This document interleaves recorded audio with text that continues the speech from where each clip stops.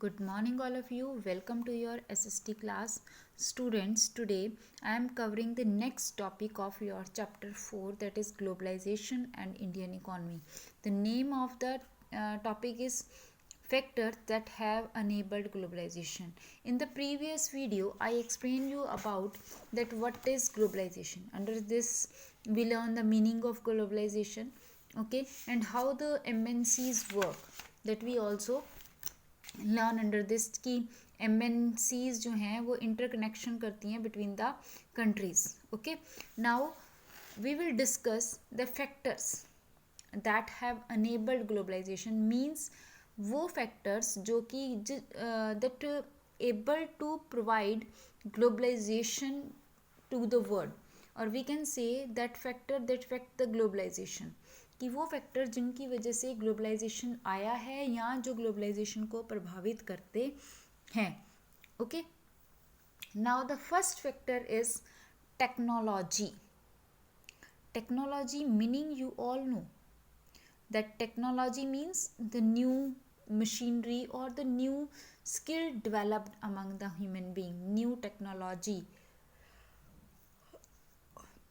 हमने जो नई इन्वेंशंस की, नई स्ट्रैटेजीज़ को यूज़ किया, that is technology. Okay, now how the technology provide globalisation और helps to improve in globalisation. तो rapid improvement in technology has been one major factor that has stimulated the globalization process. Rapid improvement in technology, कि जो technology है उसमें जो rapid improvement है that is very much important and that is helps to that is a major factor of globalisation. वो globalisation का major factor है.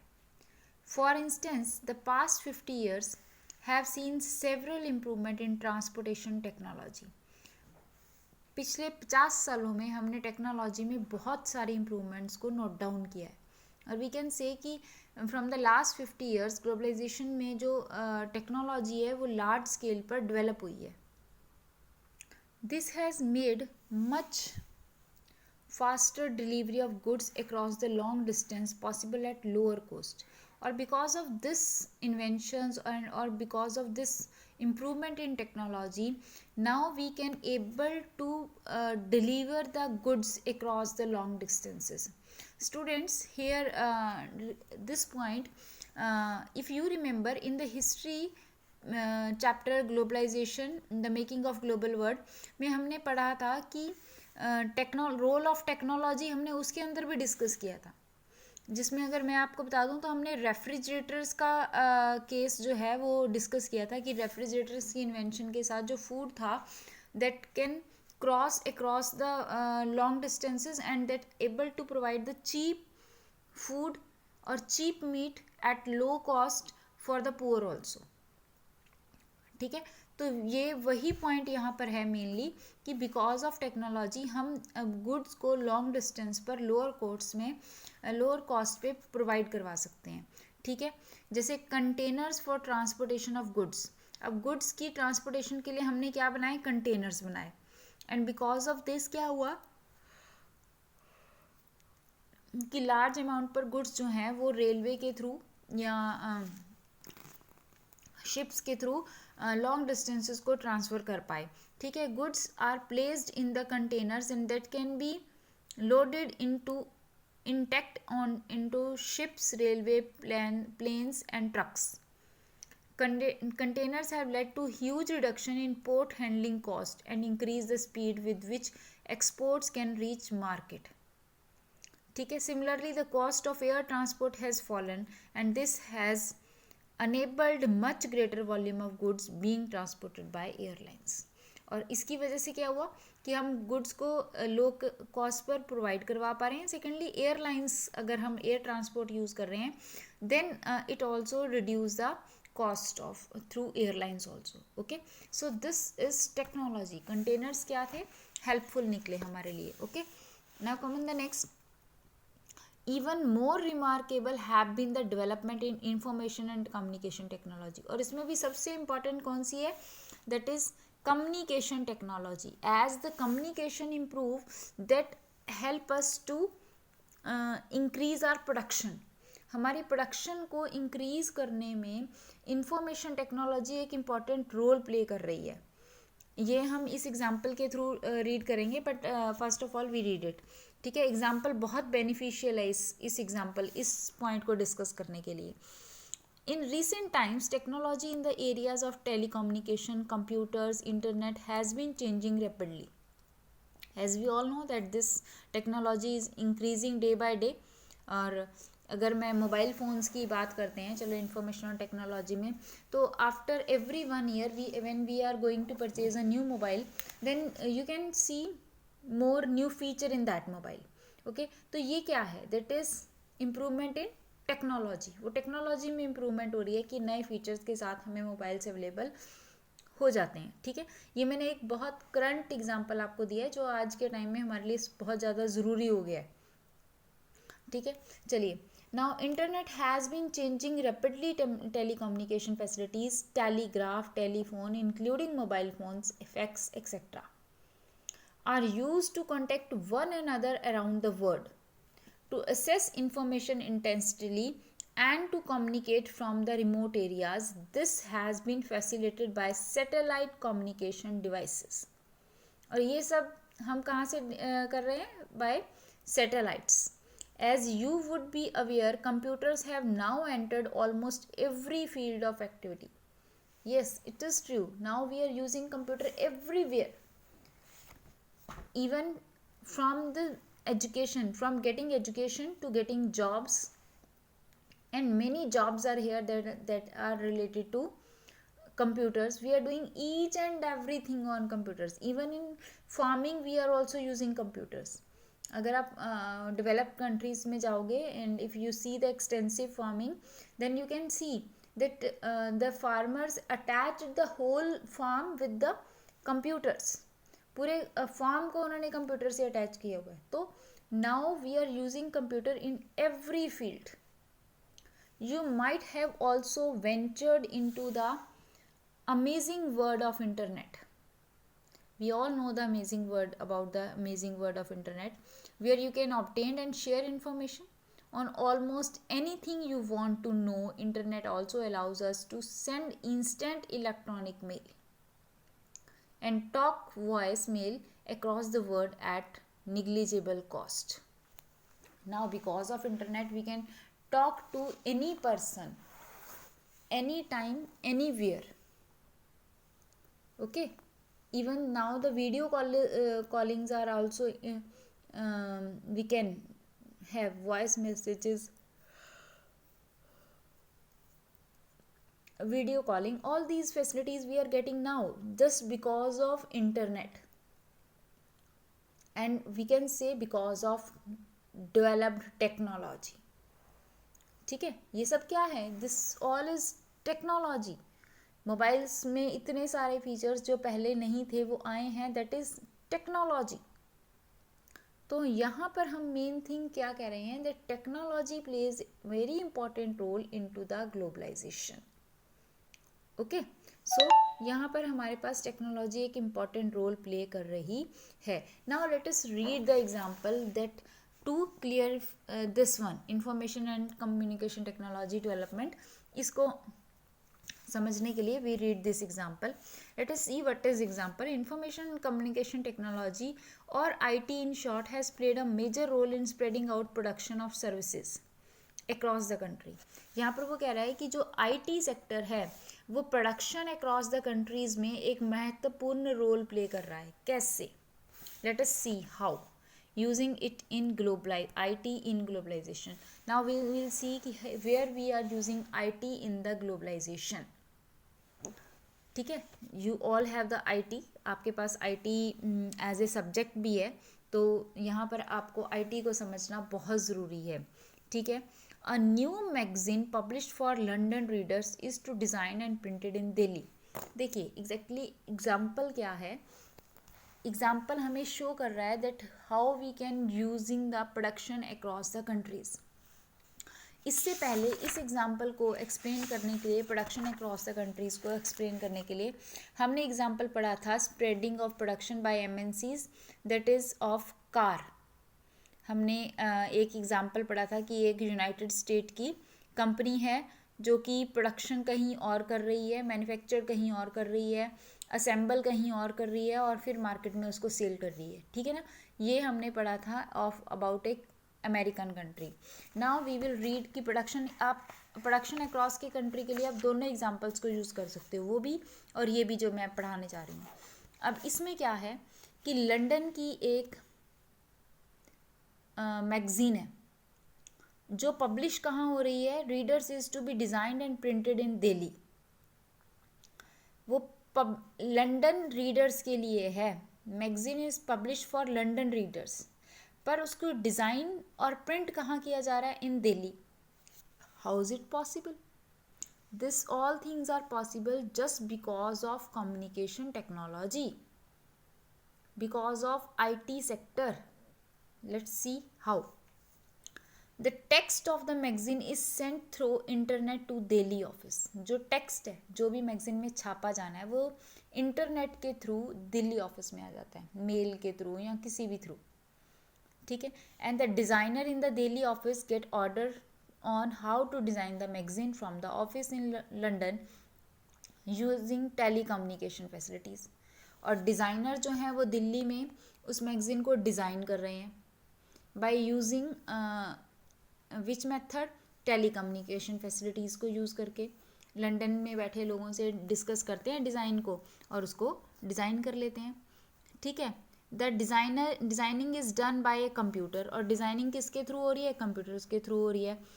After printed the magazine are sent by air to London, और printing के बाद magazine by air कहाँ जा रही है, लंदन में। Even the payment of money for designing, और पेमेंट भी डिज़ाइनिंग के लिए, प्रिंटिंग के लिए, from a bank to London in Delhi is done instantly through the internet, e banking. और पेमेंट भी इंस्टेंटली हो जाती है थ्रू ई बैंकिंग। तो what the example said, this shows the production across the countries. Head office is in London, but designing is in Delhi and printing is also in Delhi, then it is shifted to London for readers.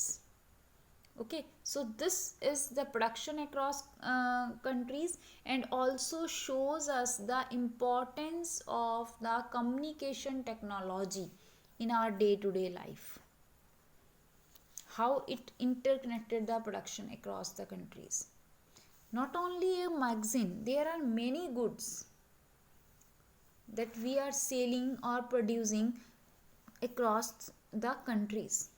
Production कहीं और हो रही है, assemble कहीं और हो रहा है, और उसको सेल कहीं और किया जा रहा है. It is exactly, it is happen. ऐसा भी हो रहा है जो हमने जिसमें हमने पढ़ा था कि how the production MNCs control over the local companies, local production को किस तरह से कंट्रोल कर रही हैं. उसमें हमने क्या पढ़ा है कि MNC जो है वो एक लोकल कंपनी को बाय कर रही है और फिर अपने आप उसकी सेल को बढ़ा रही है और अपने प्रोडक्ट को सेल कर रही है. ये तो एक अनदर वे है. एक अनदर दूसरा वे जो सबसे इम्पॉर्टेंट क्या था कि MNC ने जिस लोकल कंपनी के साथ टाई अप कर लिया, उसको न्यू टेक्नोलॉजी भी सिखा दी और उसको ऑर्डर दिया और अपनी स्टैंप लगाई और सेल कर दिया. यहाँ पर MNC क्या कर रही है, that is only of the work of stamping. वो सिर्फ स्टैंपिंग का काम कर रही है और उसी स्टैंपिंग में ही वो लोकल कंपनी को बेनिफिट दे रही है. ठीक है, तो this is because of technology. और ये सब किस वजह से हो रहा है, टेक्नोलॉजी की वजह से, ड्यू टू ग्लोबलाइजेशन, और ग्लोबलाइजेशन की वजह से. Okay, now come on the next page.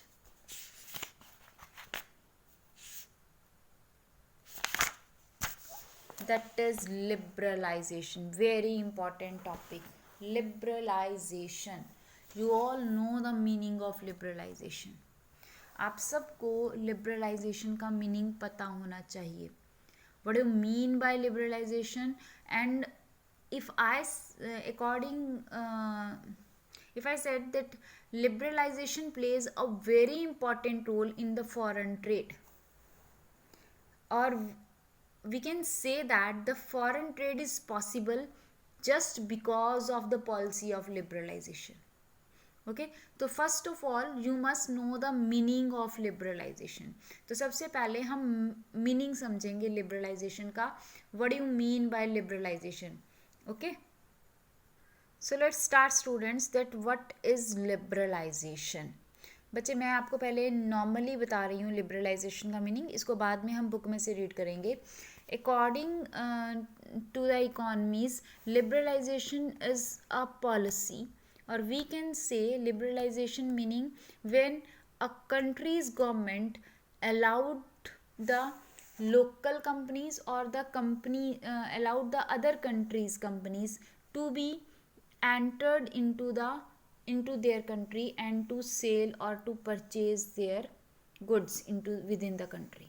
ठीक है, लिबरलाइजेशन क्या है कि एक वो पॉलिसी है जो गवर्नमेंट ने लिबरलाइज फ्रीडम दे दी MNCs को to enter into their own country and to establish their factories और their work into their country.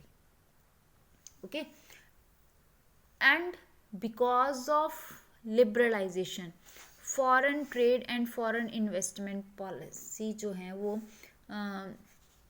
Possible होती हैं. If we are not using the policy of liberalization, then the foreign trade cannot be possible.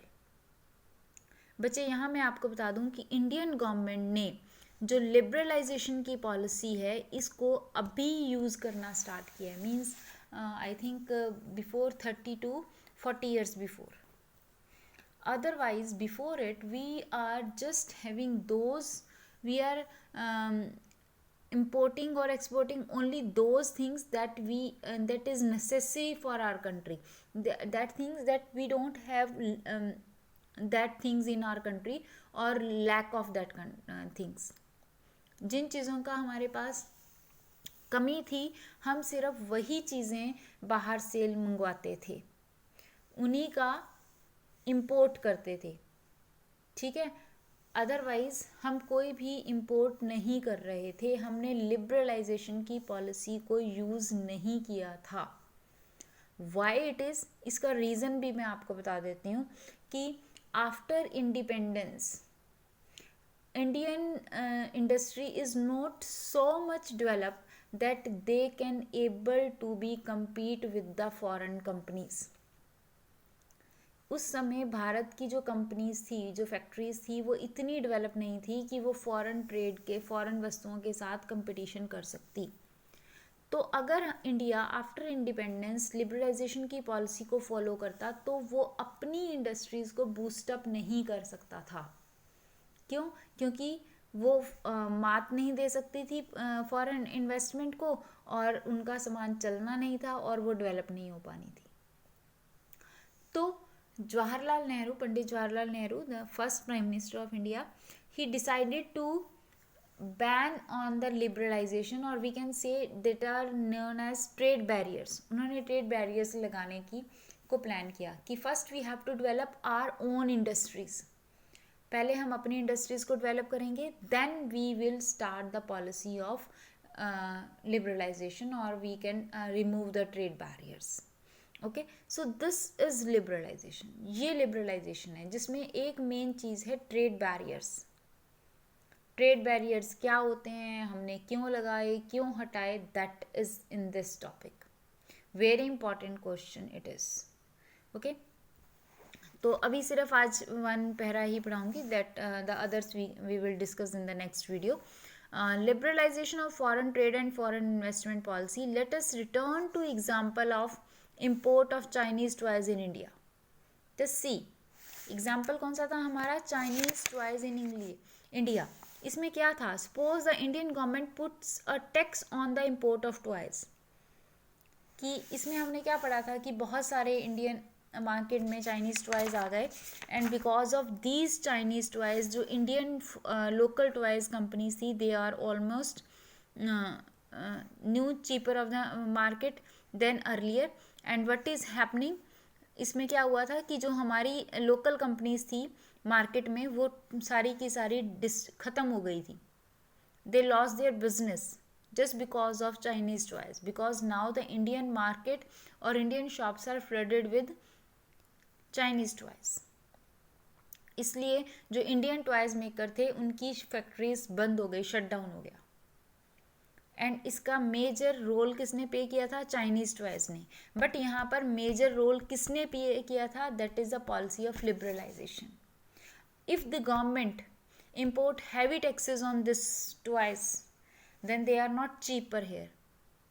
तब वो यहाँ पर cheap rate पर available नहीं हो पाते and they are not able, people are not able to purchase them, लोग उन्हें परचेज नहीं कर पाते and now they are not become so much popular.